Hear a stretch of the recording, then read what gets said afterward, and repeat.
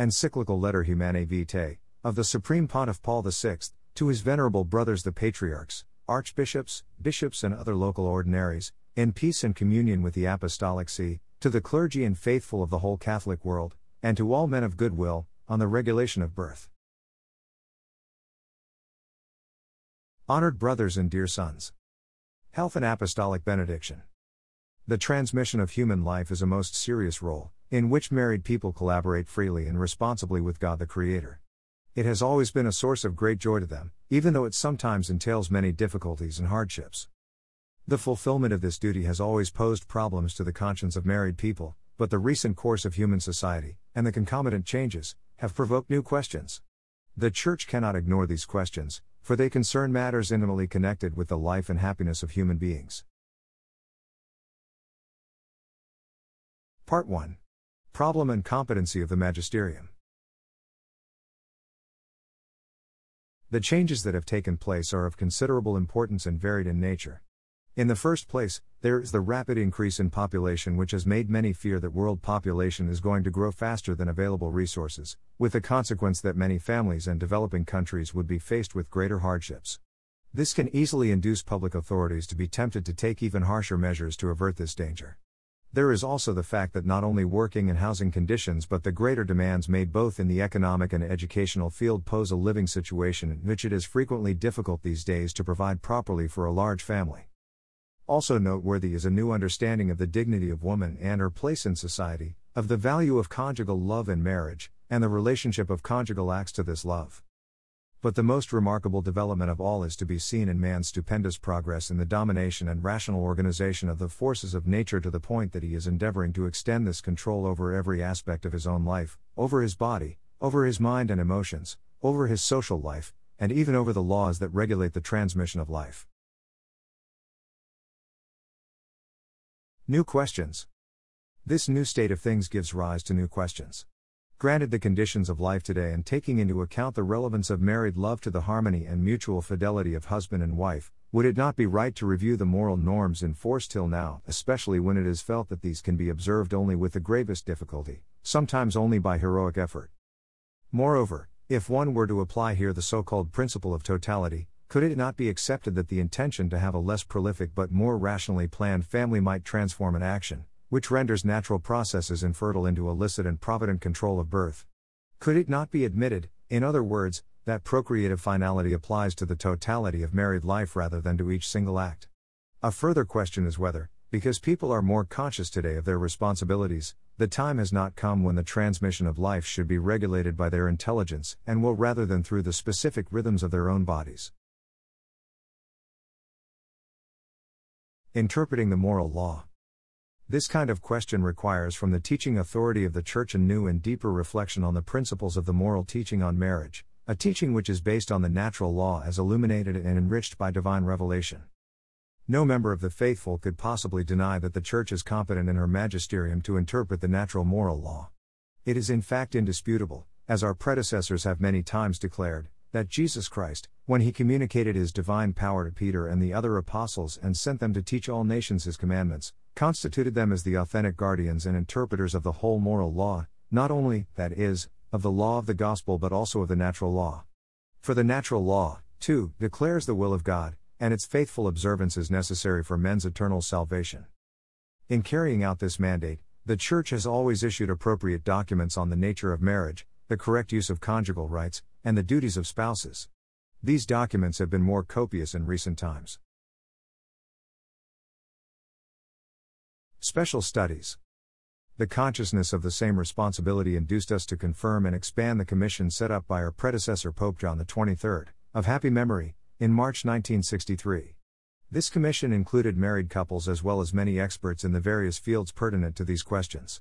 Its task was to examine views and opinions concerning married life, and especially on the correct regulation of births, and it was also to provide the teaching authority of the Church with such evidence as would enable it to give an apt reply in this matter, which not only the faithful but also the rest of the world were waiting for.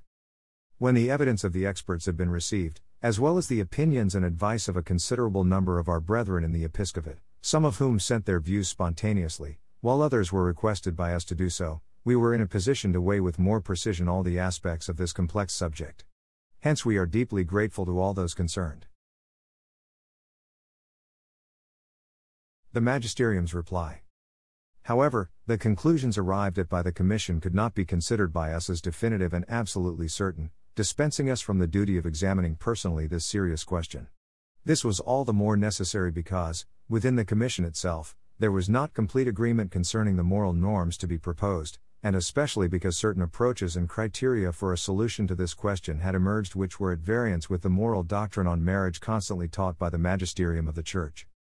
Consequently, now that we have sifted carefully the evidence sent to us and intently studied the whole matter, as well as prayed constantly to God, we, by virtue of the mandate entrusted to us by Christ, intend to give our reply to this series of grave questions. Part 2. Doctrinal Principles.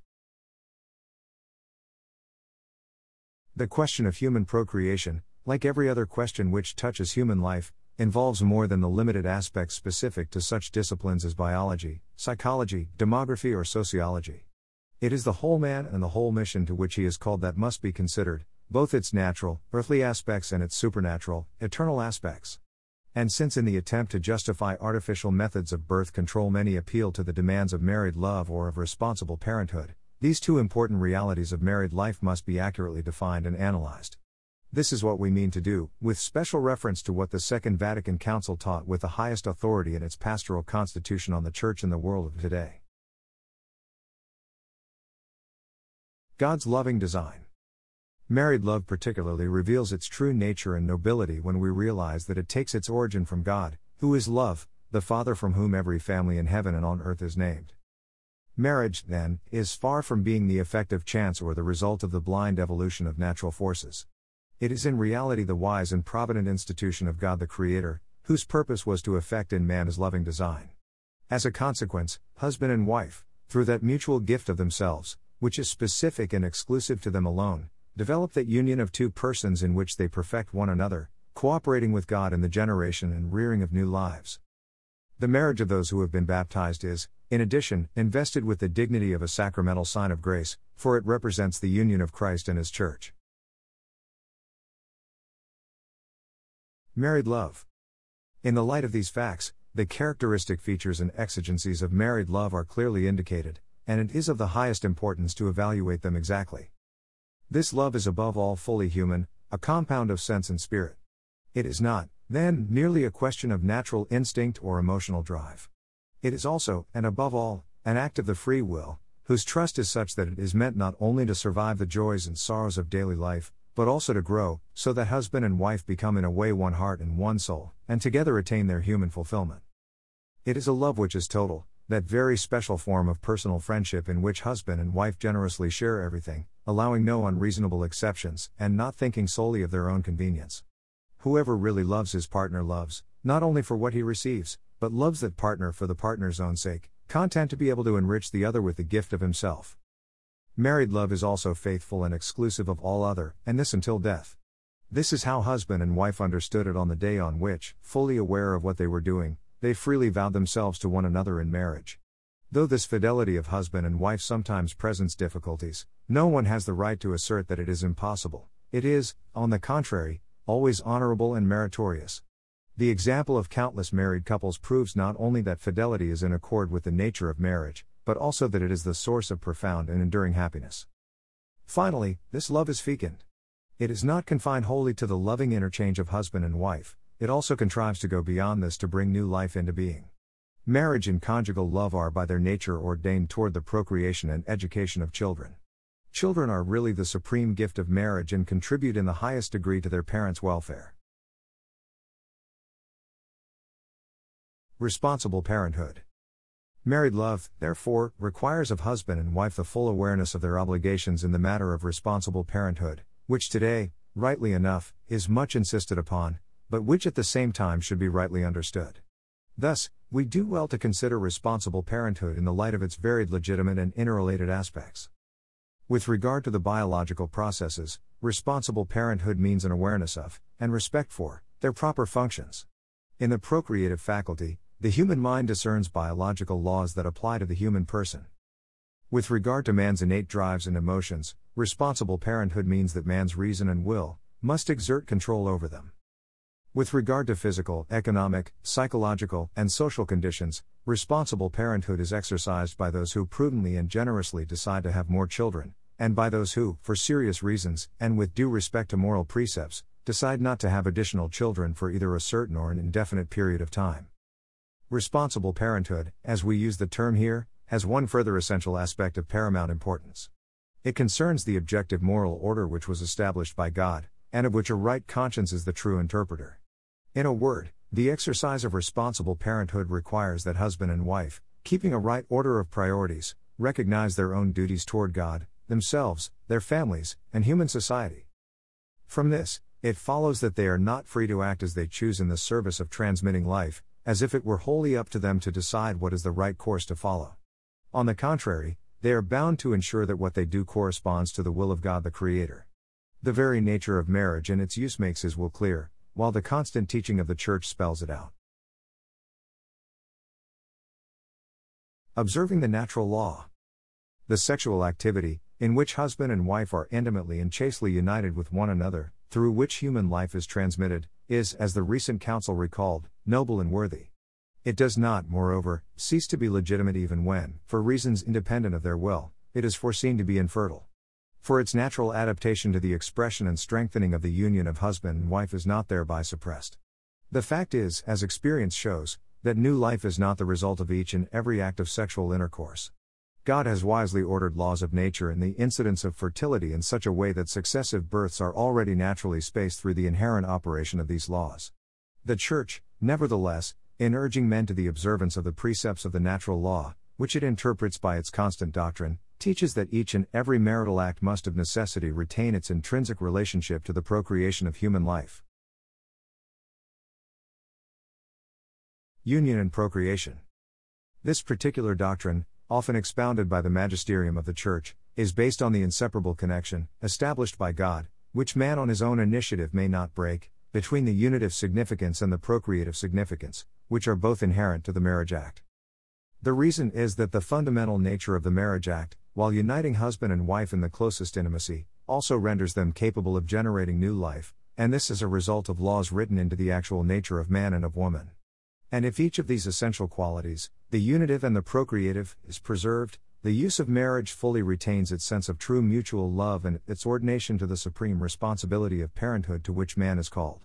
We believe that our contemporaries are particularly capable of seeing that this teaching is in harmony with human reason. Faithfulness to God's design.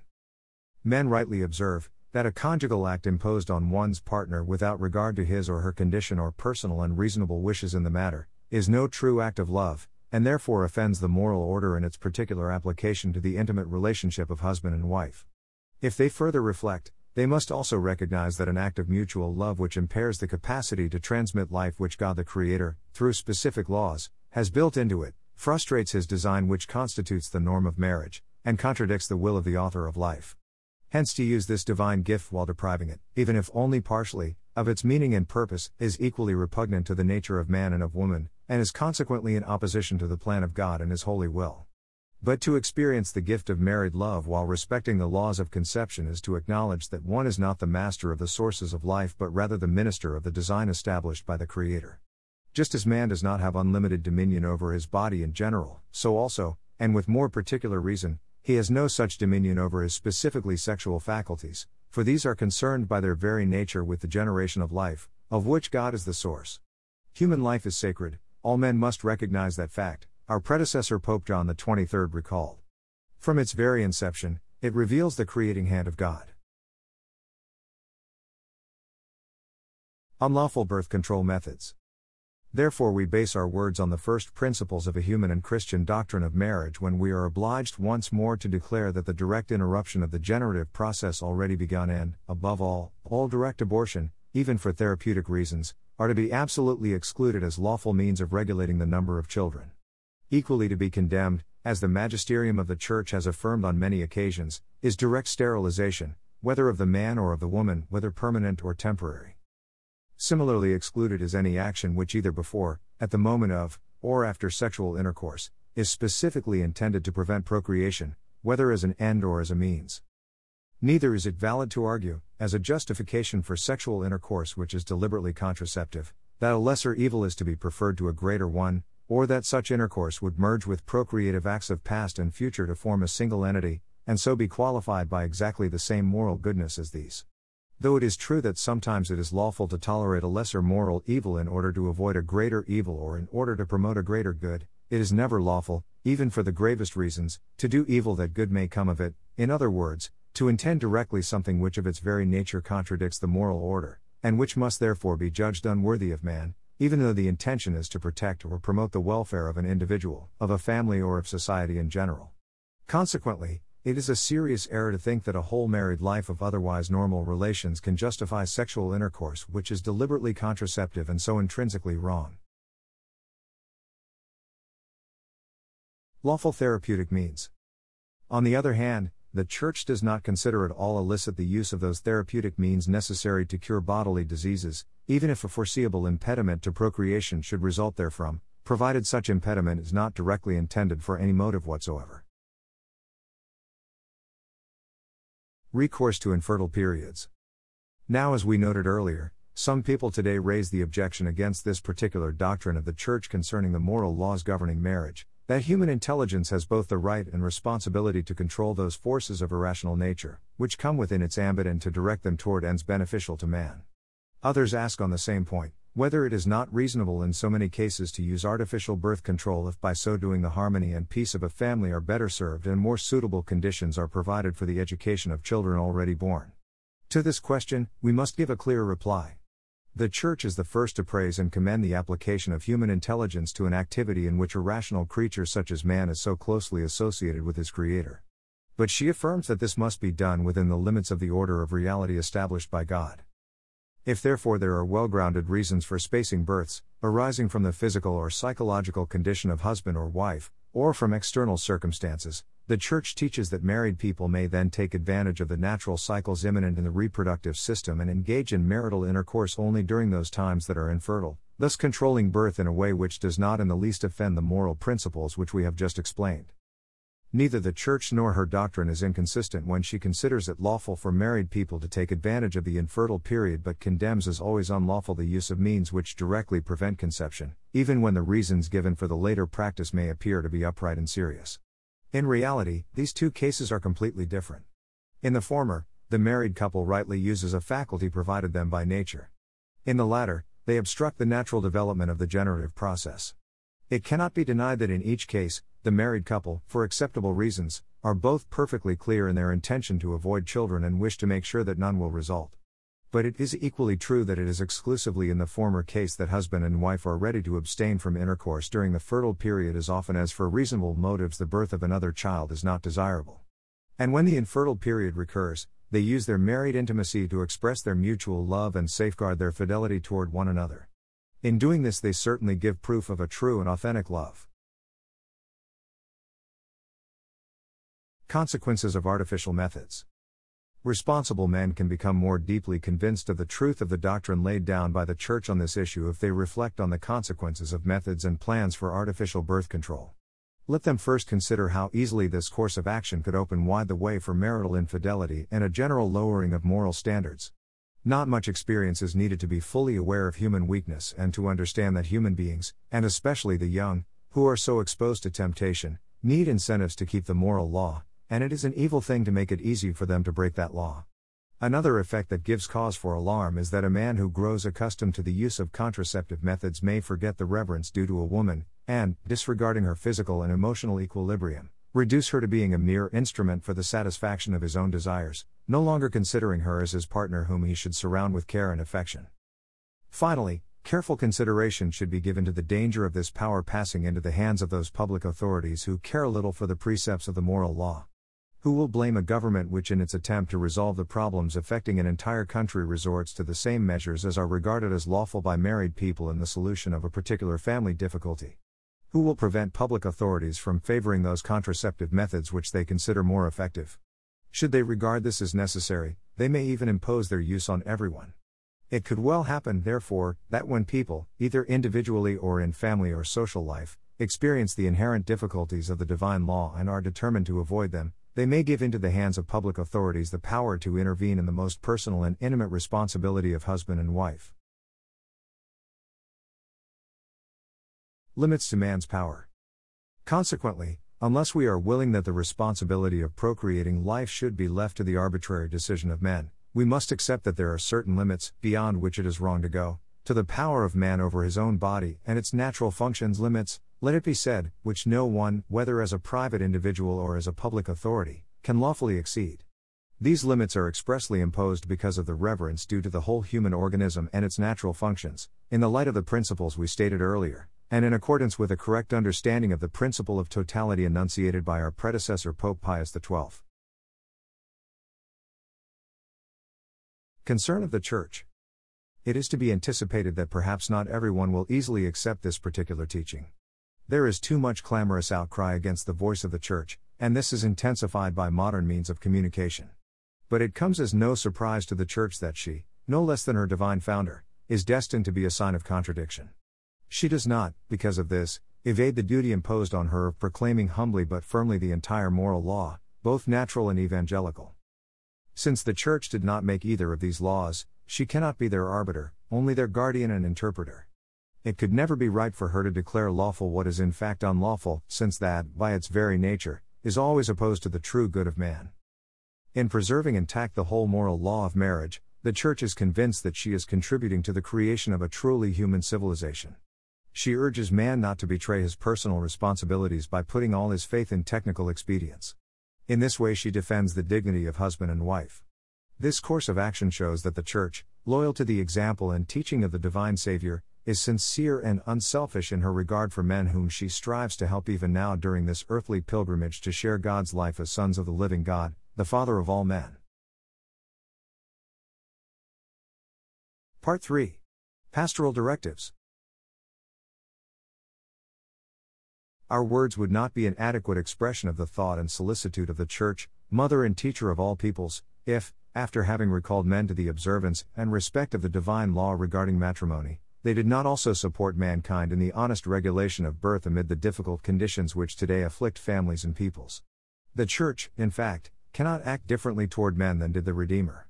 She knows their weaknesses, she has compassion on the multitude, she welcomes sinners. But at the same time she cannot do otherwise than teach the law.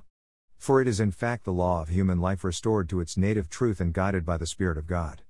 Observing the divine law. The teaching of the Church regarding the proper regulation of birth is a promulgation of the law of God Himself. And yet there is no doubt that to many, it will appear not merely difficult but even impossible to observe. Now it is true that like all good things which are outstanding for their nobility and for the benefits which they confer on men, so this law demands from individual men and women, from families and from human society, a resolute purpose and great endurance. Indeed it cannot be observed unless God comes to their help with the grace by which the good will of men is sustained and strengthened. But to those who consider this matter diligently, it will indeed be evident that this endurance enhances man's dignity and confers benefits on human society. Value of self-discipline. The right and lawful ordering of birth demands, first of all, that spouses fully recognize and value the true blessings of family life and that they acquire complete mastery over themselves and their emotions. For if with the aid of reason and of free will they are to control their natural drives, there can be no doubt at all of the need for self-denial.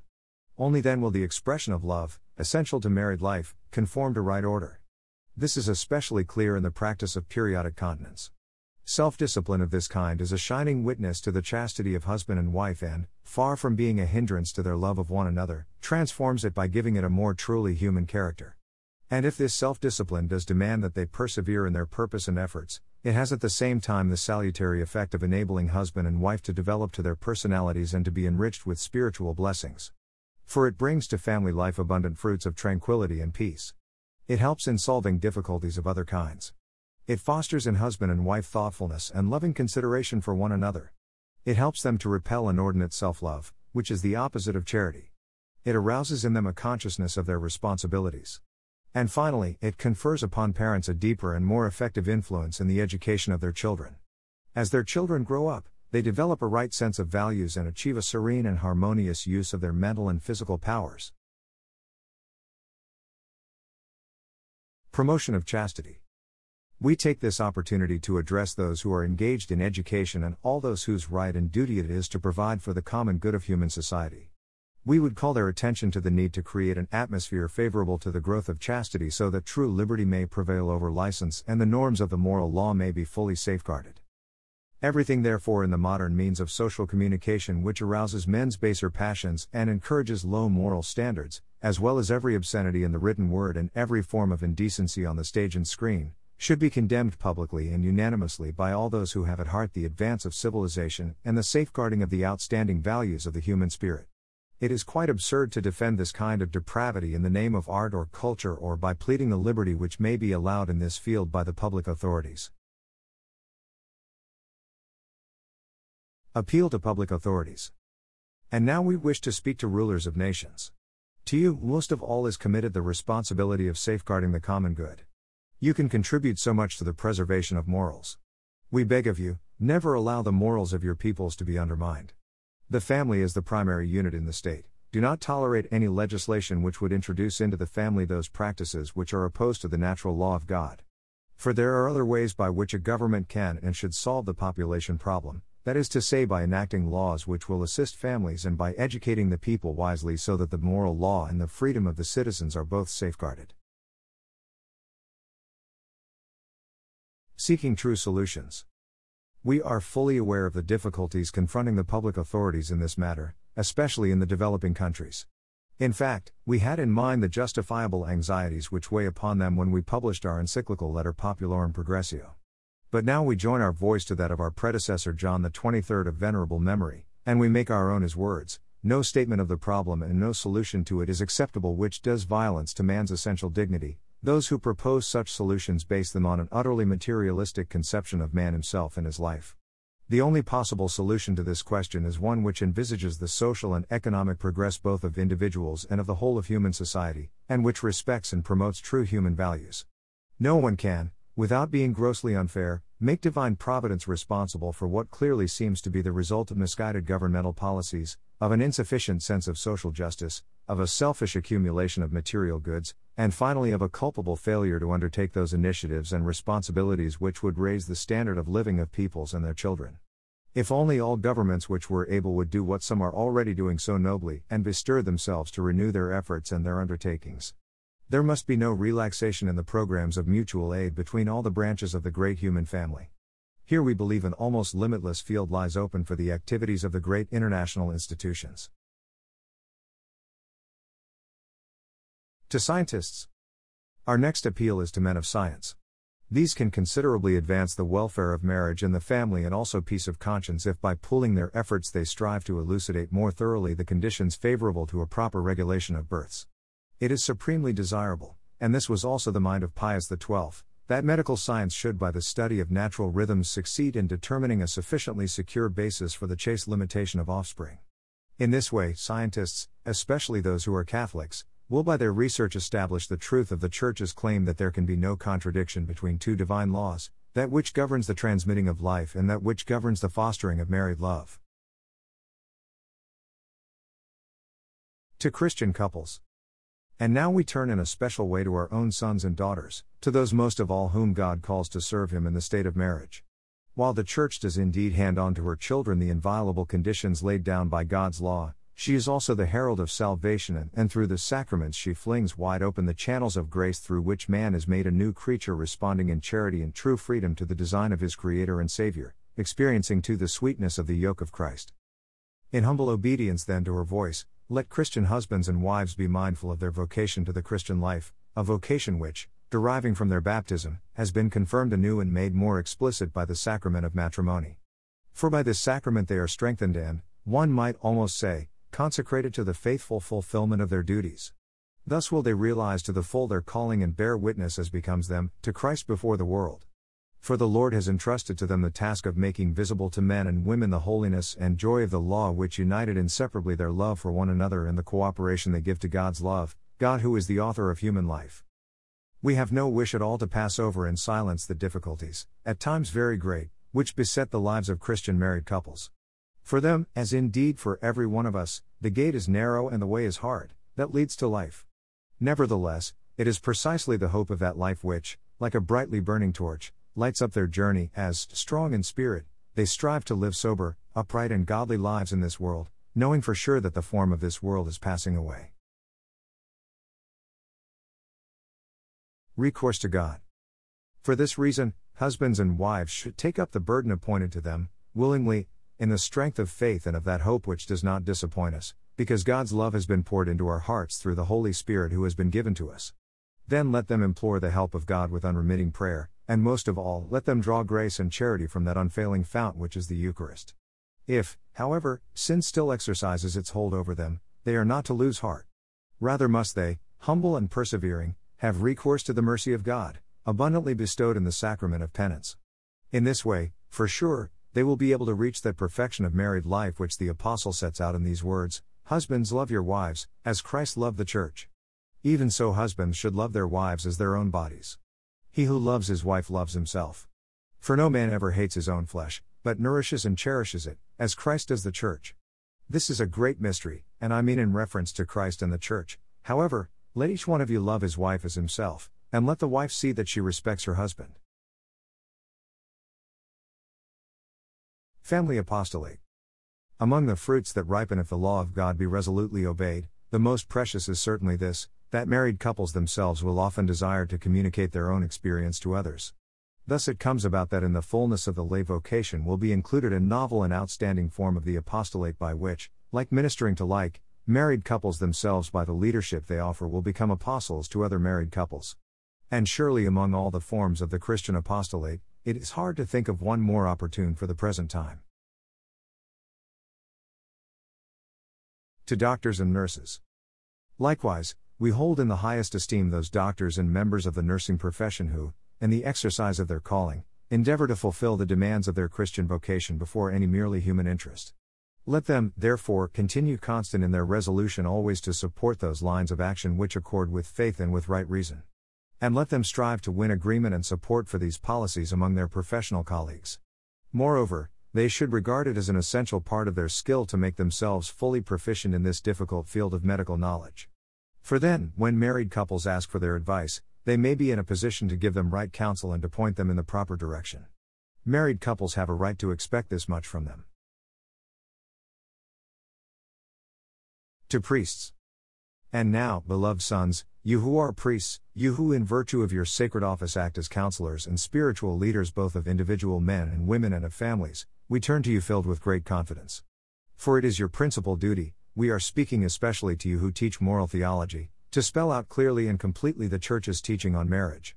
In the performance of your ministry, you must be the first to give an example of that sincere obedience, inward as well as outward, which is due to the magisterium of the Church.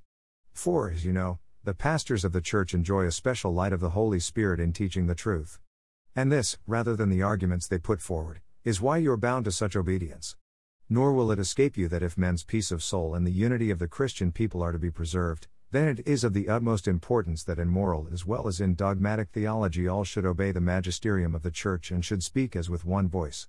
Therefore we make our own the anxious words of the great Apostle Paul, and with all our heart we renew our appeal to you. I appeal to you, brethren, by the name of our Lord Jesus Christ, that all of you agree and that there be no dissensions among you, but that you be united in the same mind and the same judgment.